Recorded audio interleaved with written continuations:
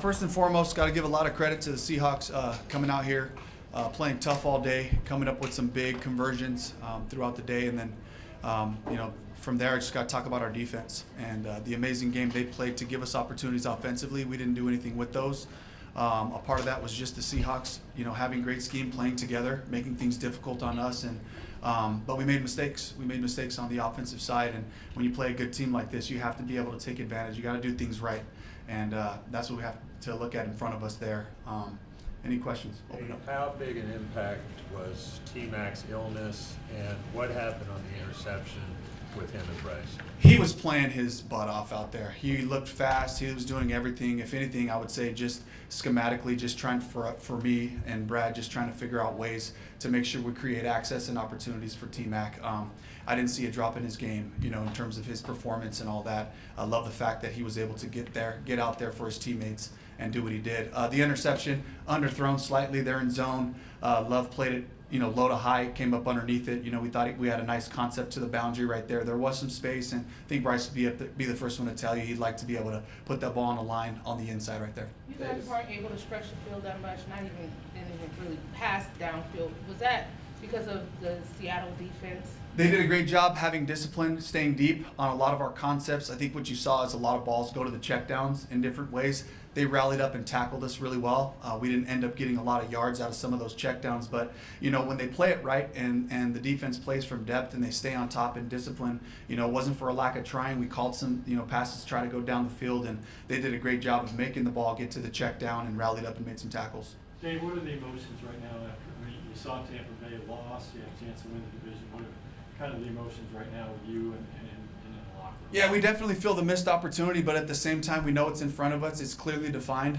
It was going to come down to this game, us handling our business and facing the Bucs one more time on the last game of the season. Couldn't ask for a better situation for this. The guys are excited and fired up about that, and we got to get over the fact that we missed an opportunity, with the Bucs losing that game. So, but our focus has to go to the next one really quickly. Dave, 3rd and 20, I believe the face mask penalty on JC. Yeah. What did you see on first? It was unfortunate. He rallies up to make a tackle. He didn't really pull the face mask, but there's contact there, and he grasped it a little bit, and the official called it the way he saw it, and really unfortunate it happened in that situation where we could have had a chance to get the ball back and try to do something.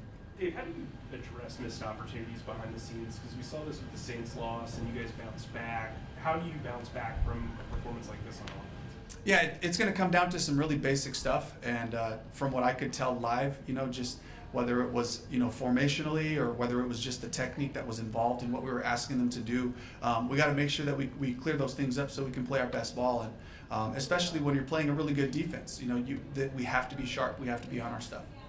Dave, you touched on it. What is your assessment of Bryce Young's day?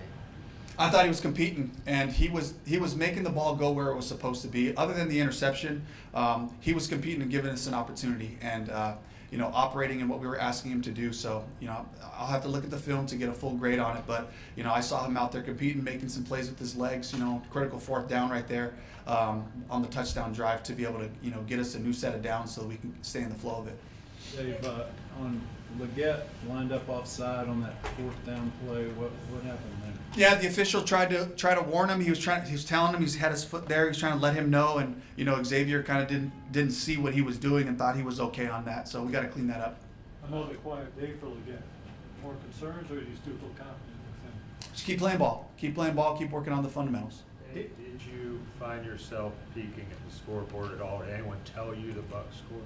Not at all. For us, it was going to be about playing this game all the way through the duration of it, and right until the game got 17 points away from us there at the end. Like down 10 points with time on the clock, felt like we had a good opportunity to make that happen. They got a big sack on us, to really create like a 4th and long situation, and they made it difficult there. But for me, it was just like, let's compete, let's find a way to win. We need all those reps. We need everything we can. Every series matters for this group. So wanted to try to take this thing as far as we could. I know the game was out of reach by that point, but you took some knees at the end of the game. Why did you do that? Yeah, I ran the ball in the first one, and for me, like at that point with 17 points down, with the amount of time we had, the important thing for me is to make sure that we get to this next game healthy at that point. And my brain never went there before that drive, but once they scored that last touchdown, I knew what it was. And Rico looked good today running the ball when he had chances to touch it, and so did Chuba. And I just wanted to make sure that we were able to go into this next game at full strength. Dave, did you request for the score not to be shown in the stadium? They gave me an option, and I really want to treat it like any other game. I wanted to make sure that our guys were focused on the task at hand. It's every play, every series that matters right there. Didn't want anybody looking around trying to figure out what was happening based on the score of that one. Let's play our best football. That's got to be the focus. Dave, what's the status of David Sanders, and also how him not being there, how that impacts you not being able to use the 3 tight end personnel group that you use often in the run game? Yeah, definitely took some of our game out of there. We were able to use Jake Curhan a little bit in some of those spots. JT suffered a broken ankle, so he's going to get surgery tomorrow, I believe, and we're going to miss him a lot because he's been so versatile, a guy that we can really count on. Dave, what could you and Brad have done differently you had mentioned to push it downfield a little more? Yeah, just trying to isolate the safeties, maybe one-on-one in the middle of the field. They did a great job matching us on the outside, and Coach McDonald did a great job of mixing the types of coverages, played a little bit more man than they had shown on film. So, where we're trying to attack some of the fire zones and different things like that, we shifted to some more runaway type of concepts in case they threw the man out there. So I think it's just a combination of things, dialing in when they are making this transition, where are those oddballs coming from, and making sure we can execute in those spots. Dave, the resiliency you guys have shown bouncing back from losses like this has been pretty consistent over the last 2.5 months. At some point, are you worried that that's going to take its toll, that you've always had to be bouncing back, and is there anything that signs you make you feel like this team could do it one more time? It's just who we are, and the guys will look at the film and we'll be able to make some corrections and move forward, and that's been the response from this group. I don't expect anything different this week.